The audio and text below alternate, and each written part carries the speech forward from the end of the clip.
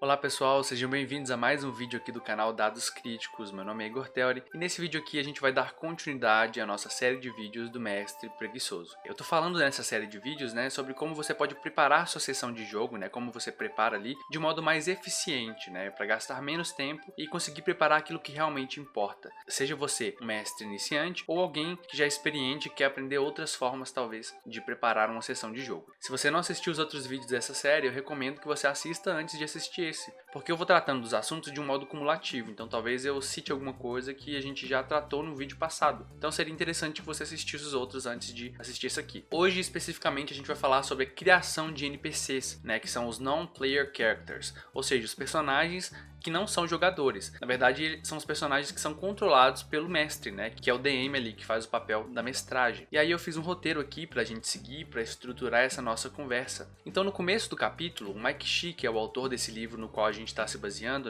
que é o The Lazy Dungeon Master, ele apresenta alguns conceitos básicos ali, que a interação ela é um dos 3 pilares do D&D. A gente tem 3 pilares que seria a interação, a exploração e o combate, E a interação, de acordo com resultados de pesquisas que ele apresenta no capítulo, é o pilar preferido ali de 60% dos jogadores entrevistados, Então ele também fala que a maioria dos mestres prepara NPCs com antecedência antes do jogo, mas mesmo preparando, eles têm que inventar NPCs no decorrer do jogo, porque a interação ela nunca vai acontecer simplesmente com aquilo que você preparou, com aqueles NPCs que você preparou. Então a gente tem que ter uma técnica não só para preparar os NPCs, mas também para saber inventar NPCs interessantes quando o jogo pedir. E aí ele traz o termo de delinear NPCs, O nome do capítulo não fala de criar NPCs, mas sim de outline, que a tradução seria um delinear, Uma forma rápida de você fazer os NPCs, e a gente vai explicar essa forma agora, O processo de criação desses NPCs de acordo ali com o Lazy DM, que é o mestre preguiçoso. Então uma coisa que o mestre preguiçoso faz é que ele foca nos NPCs que têm maior importância,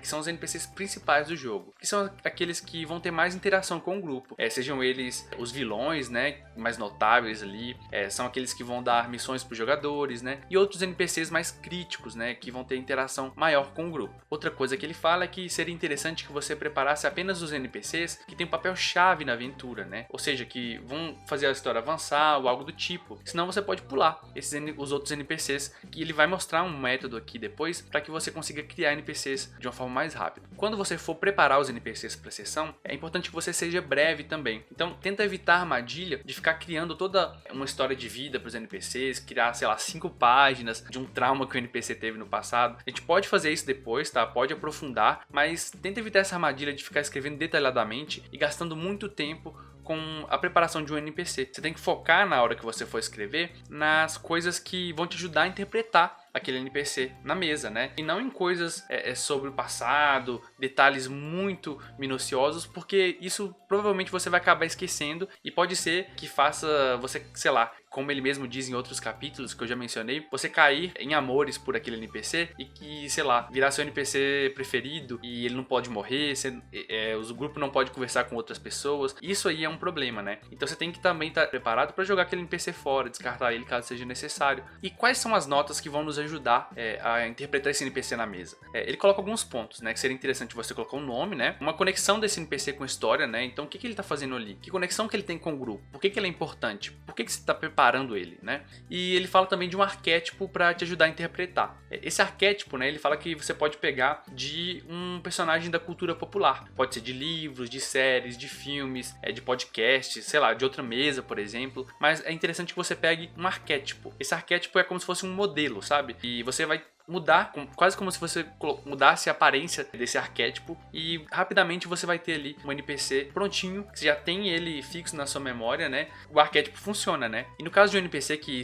começa a interagir muito com o grupo e tudo mais, você pode ir anotando também, fazendo notas de como aquele NPC vê o grupo. Como que ele vê tal personagem do grupo ali, qual aquele integrante do grupo. Ele gosta mais de quem? Ele não gosta de quem do grupo? Esse tipo de coisa vai dando profundidade pro NPC também. Você pode adicionar outras coisas nas suas notas, por exemplo, a voz que aquele NPC tem. A voz dele é parecida com a voz de quem? É uma voz de um tio seu, uma voz de um personagem da televisão? É uma voz rouca? É uma voz calma? É uma voz lenta? É uma voz grave? Esse NPC tem 3 jeitos, né? Então você pode notar isso também. Você pode colocar uma imagem dele para te ajudar a olhar e descrever na hora que você estiver na mesa. Mas tenta sempre focar nas coisas que vão te ajudar de fato a usar aquele NPC na mesa. Então deixa eu dar um exemplo de um arquétipo que você pode usar aí para criar um NPC. Vou usar aqui o arquétipo do Dumbledore do Harry Potter, né? Então se eu preciso criar um NPC ali que é um cara mais sábio e tudo mais, e mais misterioso muitas vezes, mais fraterno de certa forma com alguns personagens ou com outro NPC, eu posso pegar esse arquétipo do mentor do Dumbledore. E aí um truque muito interessante que ele fala, né, que você mudar o gênero. Então eu pegaria esse arquétipo do Dumbledore e colocaria num NPC de gênero feminino, ou sei lá,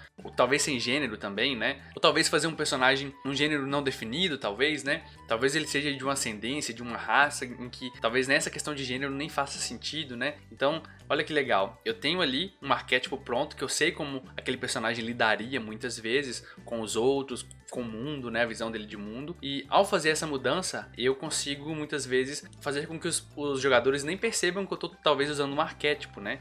E aí o interessante, né, uma dica minha aí, adicionando a isso, seria interessante você ter uma lista ali de arquétipos que você conhece bem, né? Você faz uma listinha de arquétipos que você pode usar para caso você precise surgir com o NPC no meio da sessão, né? Você pode separar esses arquétipos entre arquétipos divertidos, arquétipos sérios, arquétipos para vilões. Aí você separa esses arquétipos ali e deixa eles numa folhinha de canto, né? Assim como vários nomes, você pode criar vários nomes, vários objetivos. Então você está preparando coisas que vão te ajudar a improvisar na hora da mesa, né? Então isso é uma dica minha, né? O livro, ele fala um pouco disso assim, mas é algo que eu tenho percebido que ajuda você a improvisar. Caso você necessite, né? Seria interessante fazer isso. Até porque a próxima dica que o Mike te dá é a dica de você tentar evitar estereótipos, né? Então, sei lá, um estereótipo do anão bebum, por exemplo, um anão carrancudo. Que tal se você fizesse um anão que fosse estudioso, alguém que tá ligado a artes, sei lá, o estereótipo do orc brigão, o orc que quer sair na porrada. Pô, será que é necessário sempre todo orc ser dessa forma? Todo meio orc ser dessa forma? Que tal você fazer um elfo briguento? Quando você faz um NPC que foge ao estereótipo, esse NPC tem algo ali de marcante que vai chamar bastante atenção dos jogadores e dos personagens, né? E aí você ter essa listinha preparada de arquétipos e tudo mais, te ajuda a sair desse estereótipo. Até porque muitas vezes quando a gente tá tentando improvisar, a gente tem uma tendência a realmente cair nesses estereótipos, né? Porque é o que está mais arraigado na nossa mente, né? É aquilo que a gente está mais exposto. Mas não é porque é estereótipo que necessariamente é verdade, né? Que é a regra e que é o certo. E aí aquilo, né, que ele fala, assim, de você estar preparado para jogar os NPCs fora, né? Aquilo que eu tinha falado já anteriormente. Para você não cair de amores por NPC, por mais que ele seja legal, o foco da história são os jogadores, cara. Não é o seu NPC que é importante, não é o seu NPC que tem que resolver as coisas, que tem que ser o centro das atenções. São os jogadores. Então os NPCs ali, eles são quase como se fossem os coadjuvantes dessa peça. Então, se a gente fosse fazer uma comparação com teatro, talvez, né? Ou com cinema e tudo mais. E aí ele fala uma coisa que eu discordo mais ou menos, assim, que é aquilo que eu já falei lá no vídeo sobre pistas e segredos, né? Que ele fala que manter os segredos e pistas, né? Que aquela outra dica que a gente já falou, abstratos, ele permite que você jogue o NPC fora e coloque aquela dica importante na boca de outro NPC. Eu discordo mais ou menos disso, tá? Eu já expliquei, já falei sobre isso, como dar dicas e pistas. Pode voltar lá no vídeo onde eu falo sobre isso, que você vai entender meu ponto de vista. Não vou entrar nisso aqui de novo não, tá bom? E aí, galera, ele fala também que você pode pular esse passo caso você já seja um mestre experiente ou você já se sinta confortável para improvisar de cabeça os NPCs, tá? Na hora do jogo. Então, nada no livro do Mestre Preguiçoso, ele fala, né? Nenhum dos passos, nada tá escrito na pedra, sabe? Você não deve se sentir obrigado a seguir os passos na risca, assim. Porque eles são só para te ajudar a sentir um pouco mais confortável para improvisar, para preparar sua sessão. Mas você pode pular os passos caso ache necessário da forma que você bem entender. Isso não vai comprometer sua preparação de jogo, por exemplo. Desde que você esteja se sentindo confortável, né? Você sempre tem que fazer aquilo que vai te ajudar, de fato, na mesa, na hora do jogo. Afinal, a preparação é para isso, né? Para te ajudar a estar preparado na hora do jogo. Então, se você está acompanhando aqui a nossa série de vídeos do Mestre Preguiçoso, você sabe que a gente está montando aventuras juntos aqui para mostrar na prática como faz. Então, vamos criar agora os nossos NPCs para nossa aventura, né? E eu já criei, na verdade, para poder adiantar adianta a nossa vida, né? Tem 3 NPCs, né, que seriam importantes. Eu gosto de deixar, ele até fala sobre isso, né, a quantidade de NPCs. Seria bom você pensar ali uns 2 ou 3 no máximo, sabe? Depende do tempo de sessão que vocês vão ter. Geralmente a cada sessão, dependendo se eles vão voltar no mesmo lugar, eu nem preciso preparar NPCs. Agora, se eles vão para um lugar diferente e tudo mais, eu deixo ali 2 ou 3. Mas eu tenho essas ferramentas que eu já falei de nomes e arquétipos prontas para caso eu precise improvisar. Então vamos aqui aos nossos NPCs que eu criei para essa nossa aventura, né? NPCs importantes.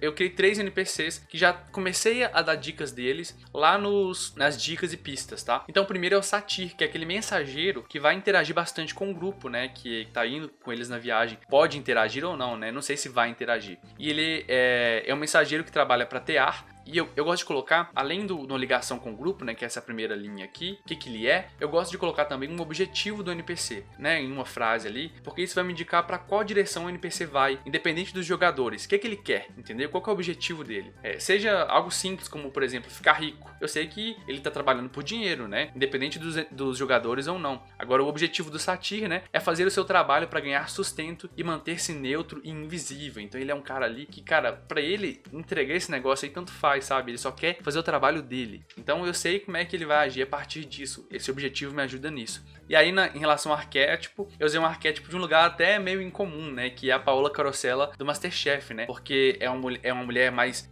elegante e tudo mais. E ela tem naquele sotaque um pouco espanhol.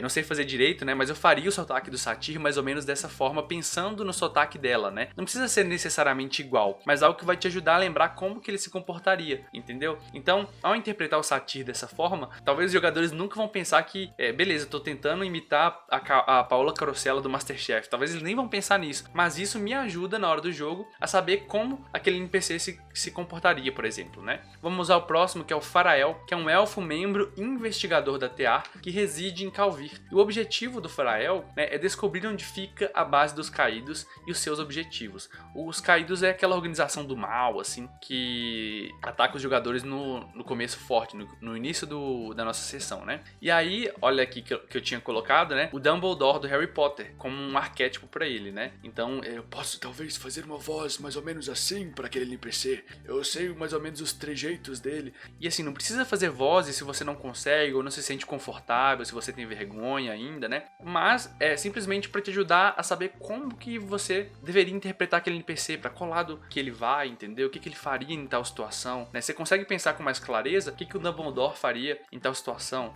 E isso é de grande ajuda pra gente, né? E por último, né, o vilão, teoricamente, dessa nossa sessão que a gente tá planejando aqui, né, dessa pequena aventura, é o Creac, o Alto, né, que é aquele draconato, né, chefe dos caídos em Calvir, né, na cidade de Calvir. Eu acho até que eu escrevi Calvir errado aqui, eu tinha colocado com H ali, pra ficar mais diferente. O objetivo do Calvir é fazer com que a cidade antiga, né, que é aquela mega dungeon, talvez, que fica debaixo da própria cidade, né, uma cidade escondida ali, ela volte à superfície, destruindo a Calvir atual que está na superfície. Então esse é o objetivo dele, ele vai fazer tudo possível para isso. E o arquétipo dele é a Cersei Lannister, do Game of Thrones, né? Que é uma série de livros que eu gosto bastante, e eu já sei que, por exemplo, ele sendo a Cersei Lannister, ele vai agir dentro das leis, talvez. Ele vai ser a mais leal e mal, assim, entendeu? Então eu sei mais ou menos como interpretar esse personagem que é o Creac. Aquele cara que age manipulando os outros muitas vezes, né? Ele muitas vezes não vai sujar a própria mão, mas ele faz as coisas acontecerem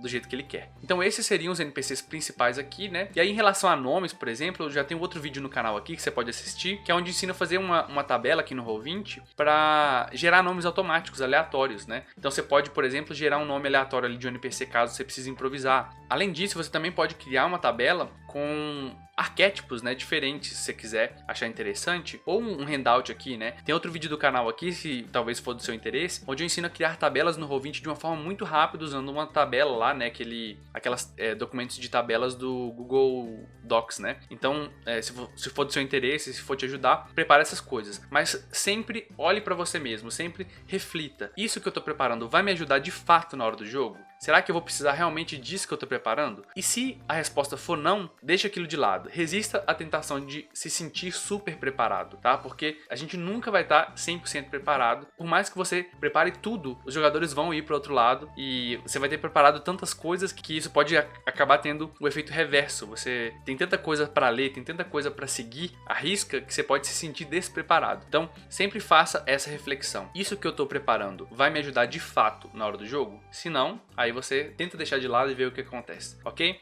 Então, vamos então agora, galera, fazer uma revisãozinha do que a gente viu hoje, né?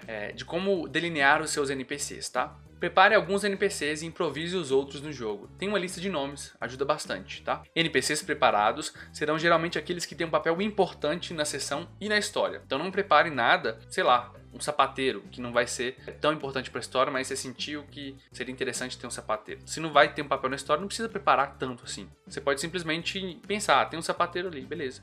E na hora você inventa, pegando de um arquétipo, talvez nem pegando de arquétipo, só interpretando na hora, improvisando do jeito que você preferir.